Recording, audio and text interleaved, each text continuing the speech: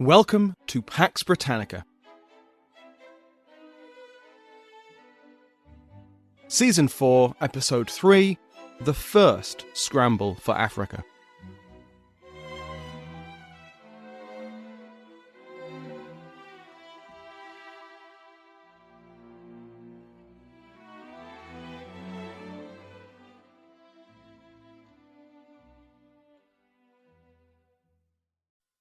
Welcome back to Pax Britannica. I'm your host, Dr. Samuel Hume.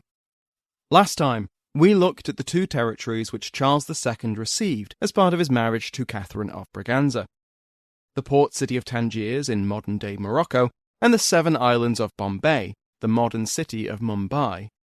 As we saw, the English government had a lot more interest in Tangiers than Bombay, which some Privy Councillors couldn't find on a map.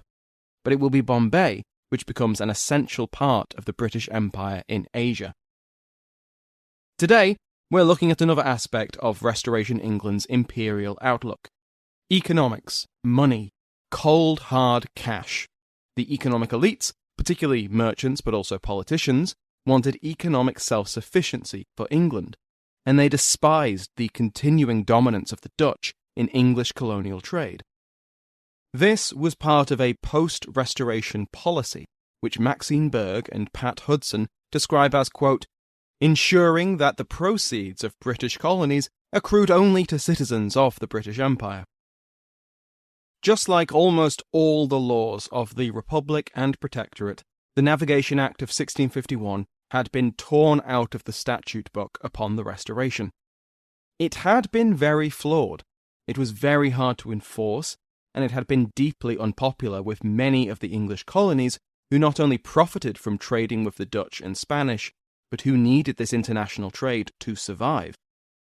Whenever a force of the state's navy appeared in colonial ports, there would usually be a few foreign ships which they would impound. Almost as often, as soon as the fleet sailed away, local authorities would release the arrested crew or give them a slap on the wrist. But the Navigation Act and the economic understandings which underpinned it had its supporters, and a lot of them sat in the Convention Parliament.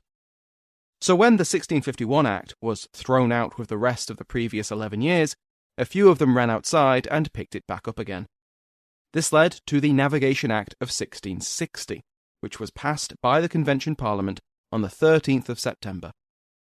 Since the Convention could be criticised for not being a real Parliament, since it had been called before the Restoration, so not by the King, supporters of the revived Navigation Act had it confirmed by the Cavalier Parliament in July 1661. The 1660 Act was then followed by not one, but 2 Customs Acts. The Navigation and Customs Acts were to bring a firm hand over English colonial trade. Beyond simple self-interest, it also led to a much more imperial outlook. The new acts gave much more importance to English shipbuilding. This had been part of the original act, but it had been less clear and hard to enforce. The new acts improved upon this aspect. Now, all ships built in other countries, such as the dockyards of the Netherlands, for example, had to be registered. Their captains, as well as 3/4 of their crews, also had to be English. This was intended to give a huge boost to English shipwrights, and it worked. The English and then the British Merchant Navy expanded massively over the next century, at least partly from the creation of this exclusive system. As well as trying to outproduce the Dutch shipwrights, the new acts also took aim at the Dutch carrying trade. If you remember, Dutch merchants made a fortune transporting goods between other nations, undercutting their competitors with cheap rates and the sheer quantity of Dutch vessels available. So alongside these new incentives to increase English shipbuilding, the embargo on foreign goods was also restored, but with a bit more finesse. Instead of a blanket ban on imports on Dutch ships, the new act specified certain goods which had to be imported on English ships or ships of their country of origin. This was mostly limited to European trade: timber and naval supplies from the north, and fruit and wine from the south. But the colonial merchants were not left out.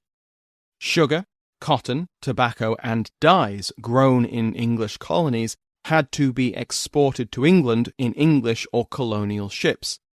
These were all restricted or enumerated, and as the 17th century goes on and new goods become popular, they will soon be added. As the economic historian Charles Wilson nicely puts it, quote, "By canalising a large volume of English trade with the outside world into English ships and making England its focus, it aimed to create, by legislative compulsion backed by naval force, an entrepot system such as the Dutch had created by spontaneous effort. And it was able to do this with more confidence because Europe's centre of economic gravity was shifting westwards. As the settlements spread in North America and the West Indies and were linked with the growth of trading and slaving ports on the West African coast, England was better placed for strategic control in the unending war of trade." End quote. It will not take much for that war of trade to devolve into a war of, well, a war.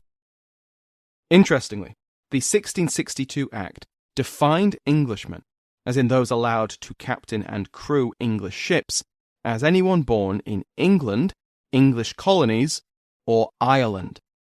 The 1660 Act also doesn't distinguish between English settlers in Ireland or Irish-born subjects or Irish Catholic subjects. But it does not include Scotland. This will become a major source of tension between the two kingdoms. This is at least partly down to how the other two kingdoms were viewed by the merchants and politicians of England. Ireland was a dominated vassal, tied by economic and personal bonds to England and her merchants. Its people were either part of the same economic elite or valuable assets for trade and colonization. Scotland did have cross-border links, but the Scots were more commercial rivals than part of the English merchant system.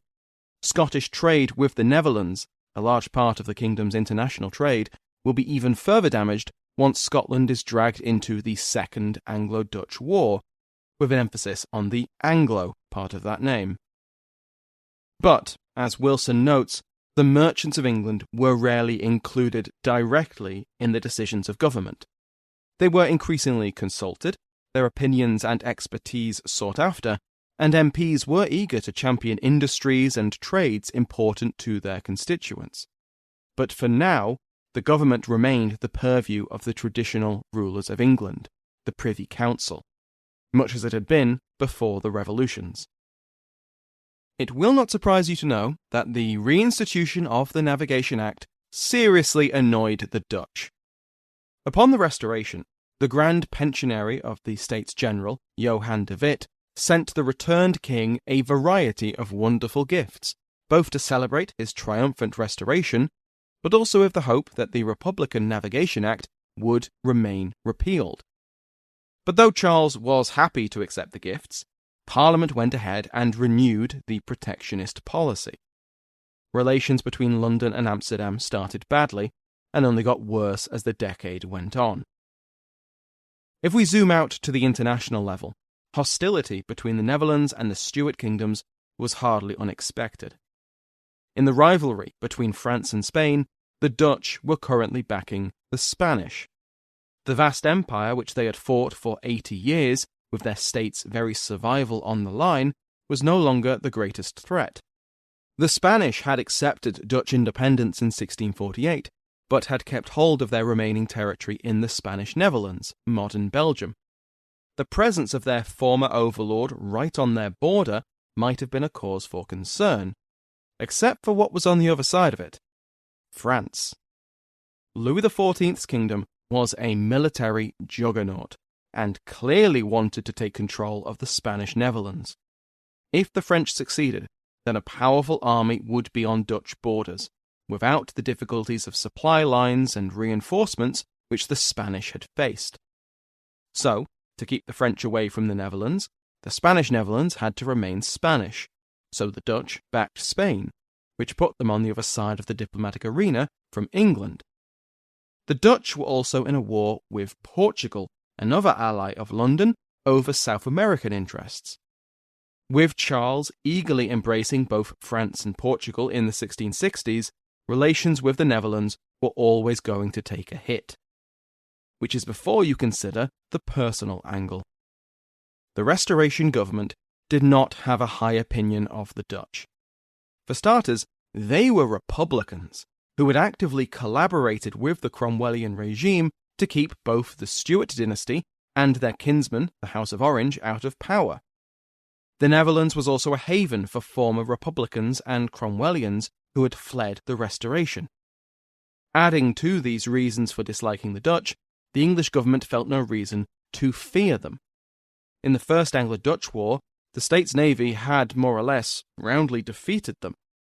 Some around the king, particularly the Duke of York, Prince James, were openly eager for the chance to prove themselves in a war they felt the restored Royal Navy would do even better in.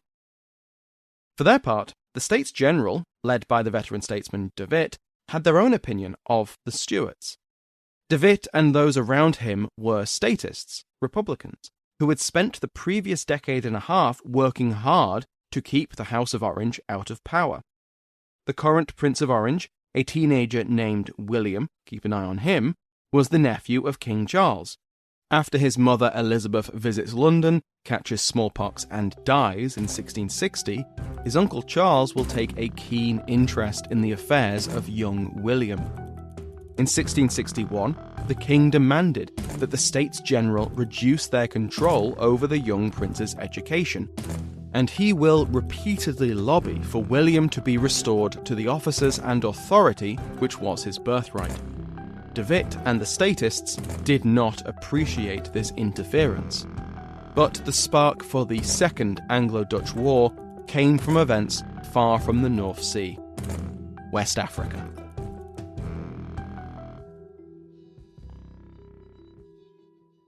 The English had traded and raided in West Africa for decades by this point, but the real origins for the royal companies which spring up after the Restoration came from Prince Rupert's campaign of piracy between 1650 and 1653. This had been a bold but ultimately unsuccessful naval war led by Prince Rupert and his brother Maurice. The two brothers had plied the coasts of the Atlantic, the Caribbean, and the Mediterranean for 3 years. Despite short-term wins, capturing ships of the English Republic and causing them serious international headaches with Portugal and Spain, the campaign ended with Rupert limping into Nantes with only a few remaining ships and no brother. He then spent the rest of the Stuart exile at odds with Charles, who had been counting on his cousin returning with a fortune in Spanish gold. But the part of Rupert's campaign which interests us was his foray along the West African coast. He came back to Charles, telling tales of how the region boasted vast wealth in gold and ivory. This was more or less being left for England's commercial rivals to benefit from, the Dutch and the Portuguese in particular. These tales stayed in royalist minds throughout the exile, and upon the Restoration, Rupert and York in particular were eager to make this a project. As we'll cover in a future episode, the restored Charles II received a lot of support in the first months of his reign, but this honeymoon period in English politics soon ended, and we see the beginnings of the parliamentary two-party system beginning to take shape, with both supporters and opponents of Crown policy. The ending of the honeymoon also meant that the Crown's finances became less and less secure. Taxation was under Parliament's control, and Charles's personal purse, while substantial, was not enough for everything he wanted to do. It did not take long for Parliament to revert to its pre-revolutionary approach, dangling money in order to alter the king's policies. Likewise, it wasn't long before Charles II echoed his father and tried to find ways of raising money without Parliament. It was very soon after the Restoration that the Stuarts established new companies to try and muscle into markets currently dominated by the Dutch. Not only was this in the English interest, but as royally created companies backed by monopolies, these presented a source of income for the Crown which wasn't tied to Parliament. One of these was the Royal Fishery Company, which tried to pry open Dutch control over Baltic fishing. But it was the potential wealth of West Africa which focused the minds of the court. In December 1660, a royal charter created the Company of Royal Adventurers into Africa. This new company was granted a monopoly over all English trade between Cape Blanco, the west coast of the Sahara, down to the Cape of Good Hope. This was not well planned. Historian Kenneth Davies describes it more like an aristocratic treasure hunt than a serious company, and it does feel like something more out of the Elizabethan days. Their main objective was very Elizabethan. They wanted gold. 2/3 of any gold they found or mined was reserved for the king, with the rest, as well as any costs incurred, going to the company. Each member contributed at least £250 to the scheme, and within 2 years of receiving the charter, the company had received almost £17,500 from various aristocrats, including the king, the Duke of York, Prince Rupert, and the Duke of Buckingham. The king loaned the new company 5 ships from the Royal Navy. Before December was out, these 5 ships had set sail on the first voyage of the company, under the command of Captain Robert Holmes. Holmes was a good choice. He'd been with Rupert on his earlier voyage, so he at least knew of the region. Besides gold, the expedition was charged with obtaining animal hides, ivory, and mahogany. The trade in human beings was not mentioned. Holmes' squadron arrived at the Gambia River in March 1661, and the English then seized a small island, St. Andrew, which was then held by a small garrison of Europeans. These were not Dutch or Portuguese, French or Spanish. They were Curonians, colonists sent from the Duchy of Courland. Courland is one of the more minor colonizing powers in this period, a vassal of the Grand Duchy of Lithuania and situated in modern Latvia. Besides St. Andrew's Island, the Curonians have also colonized the Caribbean island of Tobago. The relationship between England and Courland was not top of Holmes's mind, and he wasn't concerned about a diplomatic falling out with the duchy. His force of marines quickly captured the island's fort and made it the headquarters of the expedition. But soon the fort burned to the ground, and took with it many of the goods that the English had brought with them to trade for West African items. So Holmes packed up what was left and abandoned St. Andrews to the Curonians, who would move back in, for a few years at least, until the Dutch bullied them out of it. The English then settled 2 other islands, which were better placed anyway. They named them Charles Island and James Island, because flattery was just as welcome as it had been with previous kings. The expedition did business with local Gambians, and by the end of May, 3 of the 5 ships had sailed home, laden with valuable goods, and fewer sailors. Many of them had died from disease. Well, I say laden with valuable goods. The ivory, hides, and wax sold for £1,567 and 8 shillings, which doesn't sound bad, except that the voyage had cost nearly £5,000 to send out. There had since been other voyages. A ship, the Blackamoor, sailed in June 1661 and cost over £1,000. Then 3 more ships, the Charles, James, and Mary, set sail at the cost of around £5,000. By the end of 1662, the only return on investment had been that original £1,500. This did not bode well for the future of the company. And so, in January 1663, the king was convinced to issue a new charter. The original was surrendered in exchange for a new document, which added the word trading to the name, turning it into the Company of Royal Adventurers Trading into Africa. The monopoly also extended from Cape Blanco up to Sale, right next to what was now English territory in Tangiers. It also forbade anyone from violating the monopoly by trading on the West African coast, threatening arrest and seizure of their ships and goods. This charter modernized the company, turning it from the amateurish business it had been to something much more like the East India Company. Shareholders would elect a governor, sub-governor, deputy governor, and a 36-man court of assistants. York was elected governor, and he would hold this position for the rest of the company's life. The new charter also introduced the policy of slave trading to the company. Now, the English were no strangers to the slave trade. Since the Elizabethan Captain John Hawkins, ad hoc merchants and adventurers had taken people from the African coast, or from the slave ships of other nations, and transported them to the Caribbean and American plantations. But it was from this point on that an established English company included the slave trade in their business. On the initial voyages, the earlier company had discovered the viability of this trade, and so this was brought fully onto the agenda of the new charter.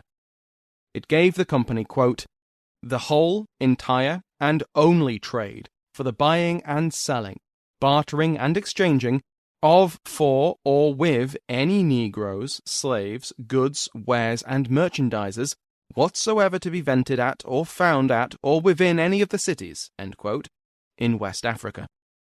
Even through the instability of the 1660s, and it will be unstable, this new company will trade more enslaved Africans than all of the private slave traders had during the 1650s. We will spend much more time on how the company reached this dubious achievement in another episode. With the new charter came new subscriptions, but the company kept hemorrhaging money. More voyages were sent out, but the pickings were scarce. And it wasn't just bad luck. English rivals, especially the Dutch West Africa Company, which I'm not even going to try and pronounce in Dutch, were actively opposing this new interloper to West African trade. Just between April 1661 and January of the following year, the Dutch had captured 6 English ships. A parliamentary committee was formed, and a parade of merchants presented their grievances against the Dutch Republic. These complaints weren't limited to West Africa. The Dutch East India Company, the Dutch West India Company, and the Levant Company were all inhibiting English trade in their respective regions. London complained to Amsterdam, but the Dutch government was not interested in reining in their companies. So, in 1664, Charles II sent out Holmes once again, and he did more than send an angry letter. With orders to protect the trade of the company, Holmes launched a devastating campaign against Dutch holdings in the region. The Dutch company outposts on Cape Verde and throughout West Africa were captured in this campaign. The English company also took over a Swedish fort, Fort Carolusborg. This fort was renamed Cape Coast Castle and heavily fortified. Holmes returned to Plymouth in December 1664, and soon after his return, it became clear that the Dutch had not been cowed by this attack. They had been provoked. Pensionary de Witt learned about Holmes's mission, and in a secret message which, unusually, didn't leak, he sent orders to Admiral Michiel de Ruyter. Remember him? The hero of the First Anglo-Dutch War, and the Netherlands' leading naval figure since the death of Martin Tromp. De Ruyter was in the Mediterranean at the time, and he was ordered to follow Holmes down the coast of Africa, recapture whatever the English conquered, and conquer all English outposts in the region. So tightly was this secret kept that the orders instructed the admiral to make no mention of his mission in his reply in case it was intercepted. De Ruyter sailed south and east along the coast, sweeping the region clear of English ships and outposts as he went. By the end of 1664, only Cape Coast Castle was still in the hands of the English company. De Ruyter decided that it was far too well defended to assault and not worth the losses. In fact, Cape Coast Castle will remain in English and then British hands for more than 2 centuries, and become what Rebecca Rideal calls, quote, the rotten heart of the British transatlantic slave trade. The Dutch fleet was richly rewarded in booty. Seized trade goods included nearly 1,500 ivory tusks, which altogether weighed more than 7 tons, nearly 1,000 copper kettles and bowls, 14 chests of rugs and knives, 3 tons of pepper, 30 bags of salt, nearly 3 tons of rice, and, historian Nicholas Roger concludes rather simply, a clock. But de Ruyter was not done. From West Africa, the Dutch fleet sailed west across the Atlantic, attacking Barbados, seizing many English ships as prizes, and even attacking the Newfoundland fishing grounds, before beginning their journey home as a conquering hero. The final source of tension between the two countries was New Netherland, and the capital of the colony, New Amsterdam. The Treaty of Hartford in 1650 had settled the border between the Dutch colony and its neighbouring New England colonies. But since then, English settlers had moved across the border in increasingly large numbers. The governor of New Netherland, Peter Stuyvesant, tried to integrate these new arrivals into his colony, but he struggled. Not only were English settlements popping up faster than Dutch ones, there were 13 English towns on Long Island compared to just 5 Dutch ones, they were much more internally and externally united. New Netherland was a colony of the Dutch West Indies Company, and there was a lot of diversity in religion and in politics among the settlers sent, effectively as employees to America. We saw similar traits in colonies like Virginia, people who went, often single men, to make their fortune, whereas the New England colonies were much more family-orientated. They put down roots, and they maintained networks between towns and colonies. So despite the Treaty of Hartford and Stuyvesant's efforts to either dilute the English arrivals or assert his authority over them, Governor John Winthrop, Jr. of Connecticut began lobbying these settlements on the periphery of his colony to answer to him. Instead, the English towns on Long Island rallied together, rejecting the authority of either Winthrop or Stuyvesant. Learning of the instability which was fracturing New Netherland, York persuaded his brother to make him the colonial proprietor of all land between the Delaware and Connecticut rivers. In other words, New Netherland. Charles made this grant, which followed the tradition of royal charters, which took no account of the wishes of the local population which was already there. What made it unusual is that these were Europeans.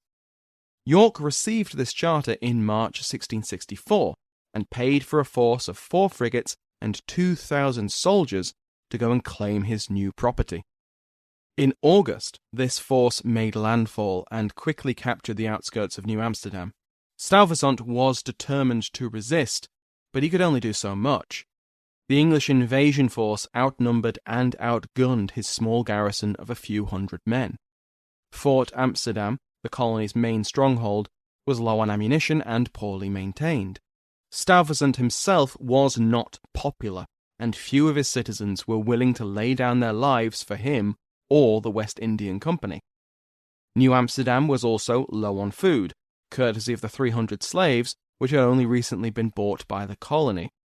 Things did not look good for the Dutch.